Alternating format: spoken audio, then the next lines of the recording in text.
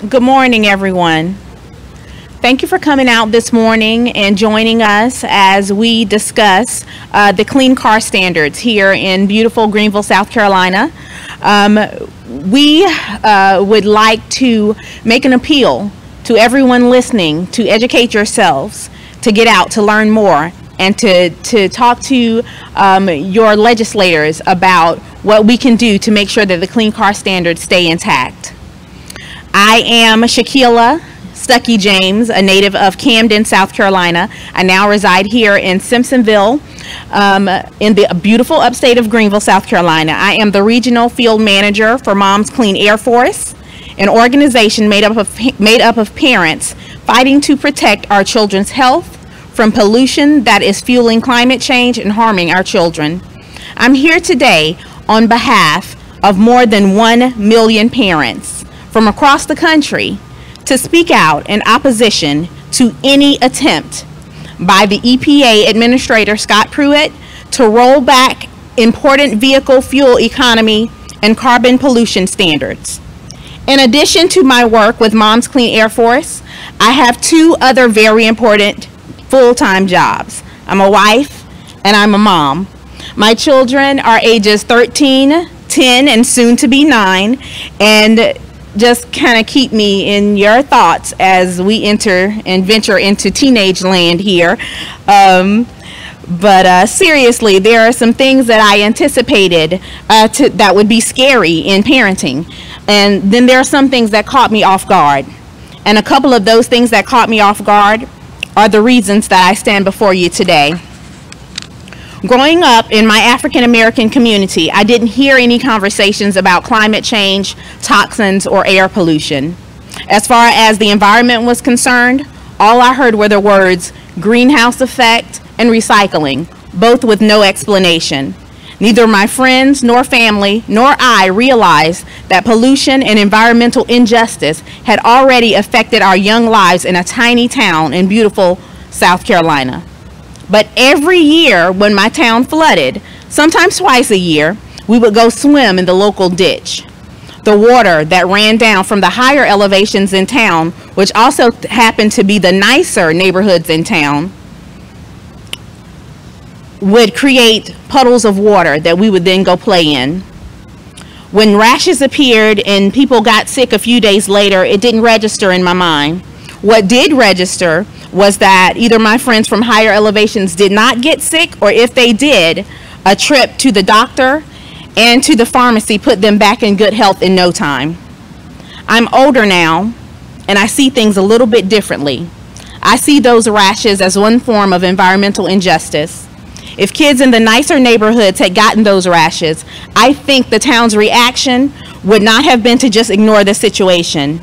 I know other forms of environmental injustice as well, like the disruption and displacement of extreme weather victims, like my family in the Virgin Islands, or my loved ones in Louisiana, Texas, and Mississippi, who are still suffering.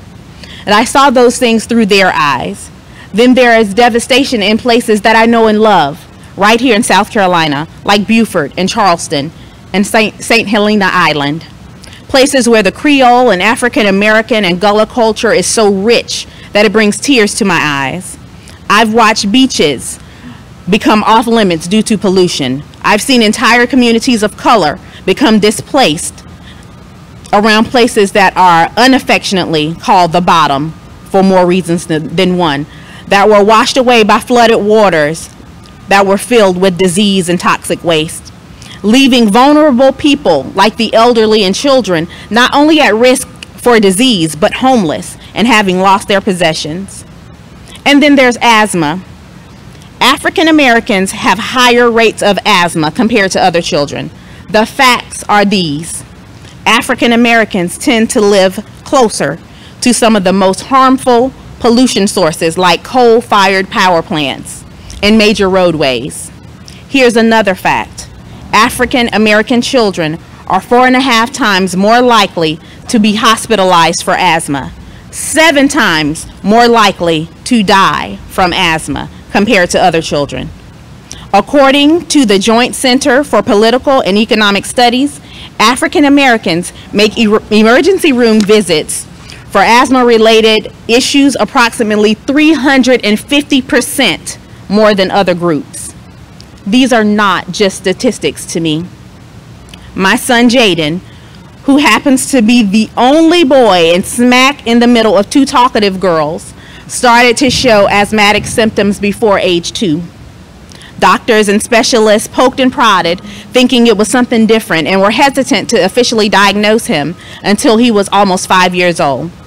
He'll be 11 soon, and my life consists of pumps, asthma pumps, and EpiPens in every purse. I make sure he has the medicine he needs at school, and that each coach he plays for has both inhalers and an EpiPen for him.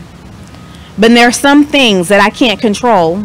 There are days that the smog is too thick for him to play outside because, as he says, "Mommy, it takes my breath away." That smog comes from air pollution. One significant source of air pollution, cars. The thing is that it does not have to be this way. We can make cleaner cars. Cleaner cars reduce air pollution, helping to prevent harmful health impacts like asthma attacks that are triggered by dirty air. EPA rollbacks to clean car standards will make air pollution worse. That is unacceptable to me as a mom. My son and every child everywhere deserves to play outside without fear of losing his or her breath. There's a popular song by Sting that has the lyrics, "Every breath you take, I'll be watching you." Well, as much as I love looking into my boy's beautiful brown eyes, I'd rather be watching him because he's awesome and not because every breath he takes could trigger an asthma attack.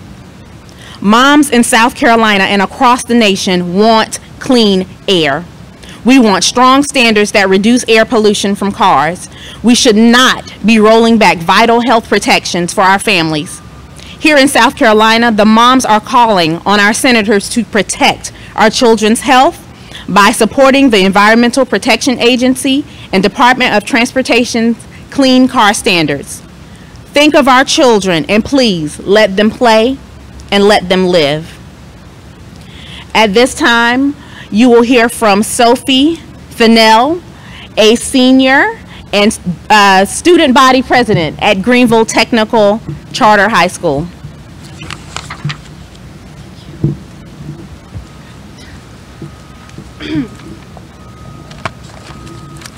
Hello everyone, and thank you so much. Once again, my name is Sophie Fennell, and I am the student body president at Greenville Technical Charter High School here in the upstate. As a child, I had asthma. To some, this means I got to sit out of all the strenuous exercises in gym class, but to me, it meant carrying around an inhaler and living in constant fear of an asthma attack. I am not alone, however, as I am 1 in 6 million American children who have suffered from asthma. We don't want pollution and dirtier air, so the current administration shouldn't be telling the EPA to roll back current federal clean car standards. As a high school senior, I am constantly driving from my house to school to academic clubs and to my internship. The more I drive, the more I see the same thing, my empty wallet. As a high school senior, really, I need to be saving up money for college, not budgeting to fill up my gas tank. By 2030, the average household in South Carolina could save $2,900 at the gas pump due to America's current clean car standards. People do not want less money in their pocketbooks, so the EPA, under the current administration, shouldn't be rolling back the federal clean car standards that decrease the amount of money Americans are spending on gas annually. As a member of the next generation to enter South Carolina's workforce, I want to ensure that I am entering South Carolina's industry with a sense of pride, knowing that I am contributing to a healthier, growing, environmentally sustainable workforce that creates a better, safer South Carolina. By 2030, South Carolina could expect 9,000 new jobs with the current federal clean car standards. South Carolinians don't want fewer jobs. So the EPA, under the current administration, shouldn't be getting rid of the current federal clean car standards that ensure a strengthened workforce in South Carolina. As a future mother, I do not want to face the devastating long-term consequences that air pollution will have on my generation and all generations after mine. I want to raise my future children in a world where they can play soccer without pollution masks, experience snowfall, and avoid heartbreaking health issues caused by dirty air, like asthma and other respiratory illnesses. With dirty air caused by increased pollution contributing to climate change, my future children may live in constant threat of more intense and destructive natural disasters, like Hurricanes Harvey, Irma, Maria, and the devastating wildfires engulfing California. We don't want damaged, unhealthy future generations or increased extreme weather events. So the current administration shouldn't be getting rid of America's clean car standards that decrease pollution and climate change and protect public health. Finally, as a world citizen, I acknowledge that the current federal clean car standards work. They are achievable, sustainable, common sense, nonpartisan, and are a global issue. The current administration should not derail the current federal clean car standards' positive progress. America's clean car standards are improving our state and the livelihoods of all South Carolinians, Americans, and world citizens alike. Now we will hear from Reverend Michael Malcolm, Community Development Coordinator for Sustaining Way and Interfaith Power and Light.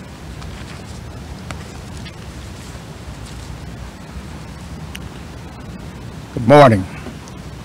I'd like to thank you all on this morning for allowing the voice of the people to be heard. I stand before you this morning representing Sustaining Way, South Carolina Interfaith Power and Light, the Southeast Conference of the United Church of Christ, Martha's Corner, Inc., and the historic Rush Memorial United Church of Christ in Atlanta, Georgia. There's a proverb that states, "When the righteous are in authority, the people rejoice. But when the wicked rule, the people groan." Today I stand here to say that the people are groaning. As a pastor, I am one who counsels these beloved families, and I hear their groans. I hear where these precious families are having to make decisions on eating or transportation.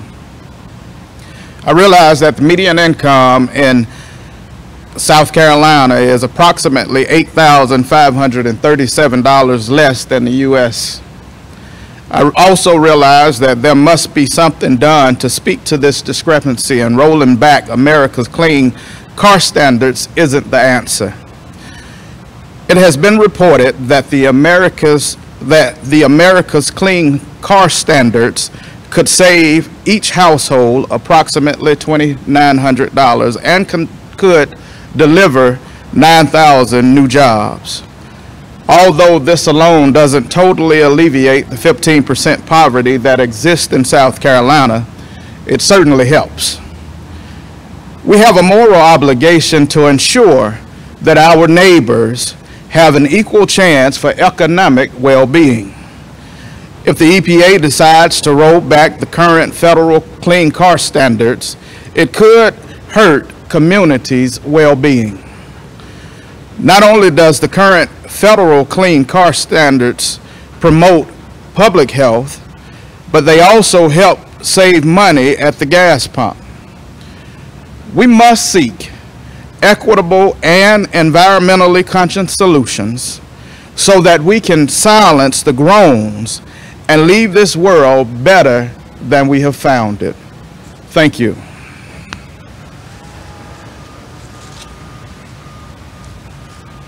Thank you for that. At this time, we would like to open up for any questions that you all may have here for anyone that spoke today.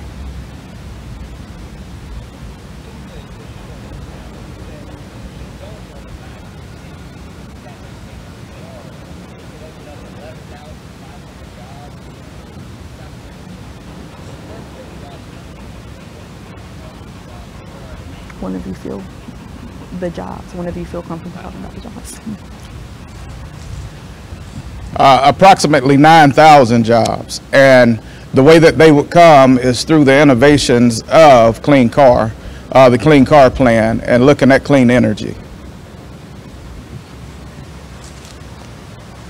If you're looking for specifics on that, we'd have to research that to tell you the actual specifics on those jobs.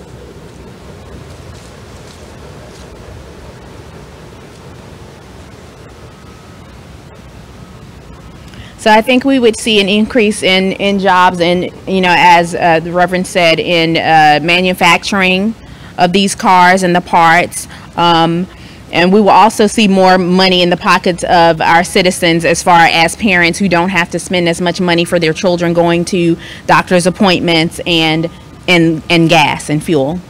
And also the researchers that are going to be, you know, letting us know those things that are working and those things that we can improve on. Any other questions?